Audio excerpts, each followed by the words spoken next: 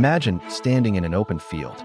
No trench, no bunker, just you, a Lewis machine gun propped up on a greasy oil drum, and the deafening scream of enemy engines diving directly at you.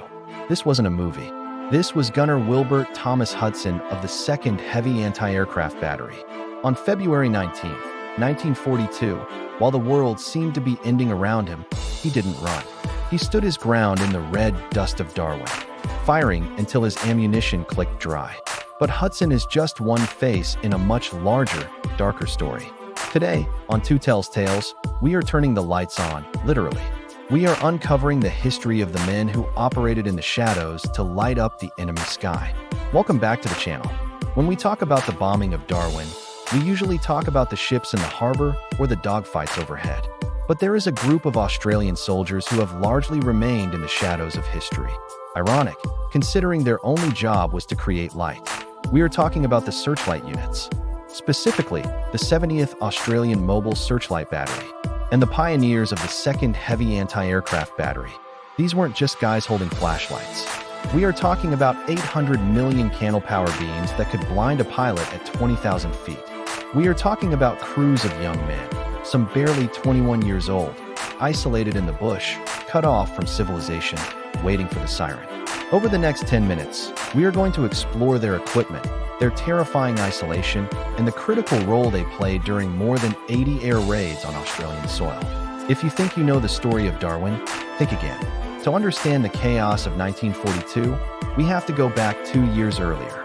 In April 1940, the war felt very far away for most Australians. But in the Northern Territory, the 2nd Heavy Anti-Aircraft Battery was already digging in. They were the first, the tip of the spear. At this stage, the Australian Searchlight Doctrine was split into 2 distinct roles. You had the Coastal Artillery Searchlights, or CSL, which were fixed positions designed to spot enemy ships on the horizon. And then you had the Anti-Aircraft Searchlights, or ASL. The 2nd Heavy was tasked with the latter. Their job was mobile air defense.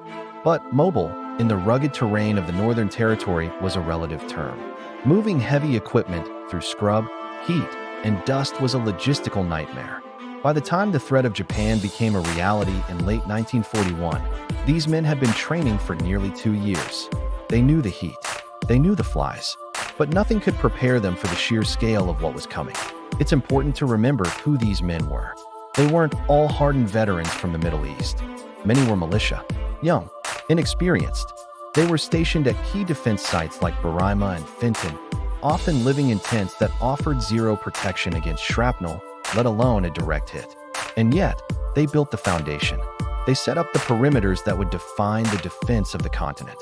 February 19, 1942, the day Australia lost its innocence. When the first wave of 188 Japanese aircraft appeared over the Timor Sea, the Searchlight crews and anti-aircraft gunners were the last line of defense for the ships sitting like ducks in the harbor. Let's go back to Gunner Wilbert Hudson at the Berrima station. I mentioned him at the start, but I want you to really visualize his position. He's at the 2nd Heavy Anti-Aircraft Battery. The air raid sirens are wailing. The ground is shaking from the bombs hitting the town and the wharf.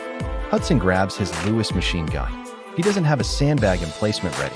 He grabs an oil drum. He props the gun on top of it, completely out in the open. Japanese fighters are strafing the battery. Bullets are kicking up dust around his boots. But Hudson keeps firing. He fires at the low-flying aircraft until his magazine is empty, reloads, and fires again. He is credited with damaging and possibly downing an enemy fighter.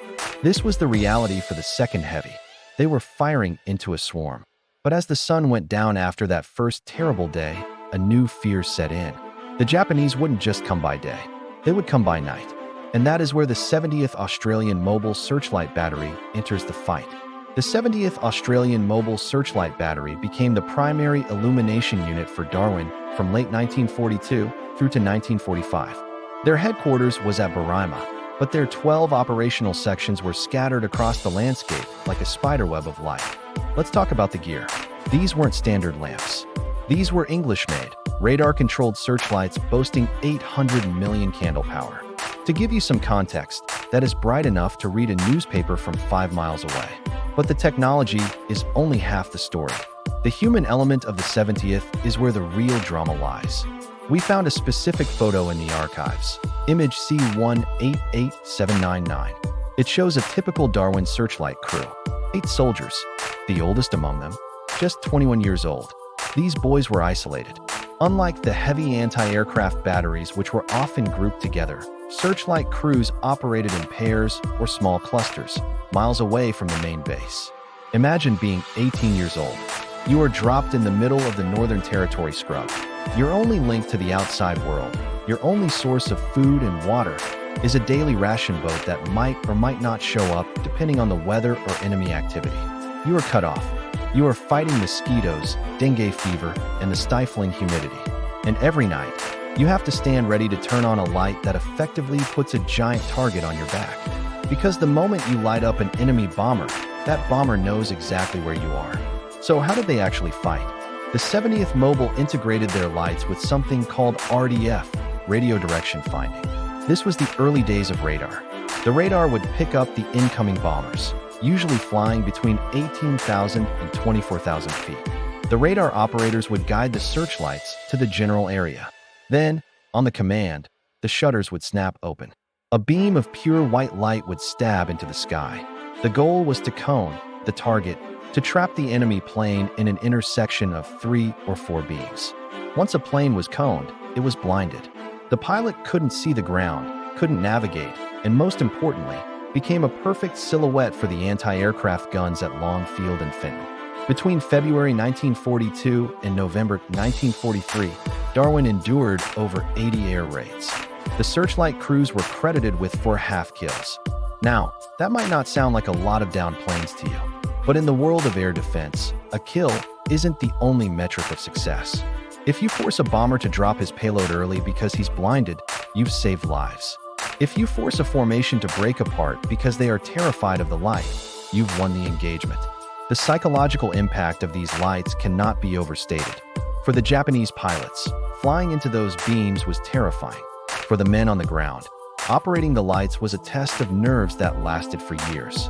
As the war pushed north, away from the Australian mainland, the role of the 70th and the 2nd Heavy changed. The raids became less frequent. The fear subsided, but the legacy of these units remains etched in the red dust of the territory. They were the ones who stood watch when Australia was most vulnerable. They were the ones who endured the isolation, the heat, and the terror of the night raids. Men like Gunner Hudson and those 8 young boys in the photo didn't ask for glory. They simply stood their ground. They turned on the lights so that others could see to fight. It's easy to focus on the Victoria Cross winners and the generals. But here at Two Tells Tales, we believe the story of the 70th Mobile Searchlight Battery deserves to be told. They were the eyes of the North. What do you think? Could you have handled the isolation of a searchlight crew in 1942? Let me know in the comments below. If you enjoyed this deep dive into Australia's World War II history, please hit that like button. It really helps the channel grow. And don't forget to subscribe and ring the bell so you never miss a story of our military heroes. I'm Tutel, and I'll see you in the next one.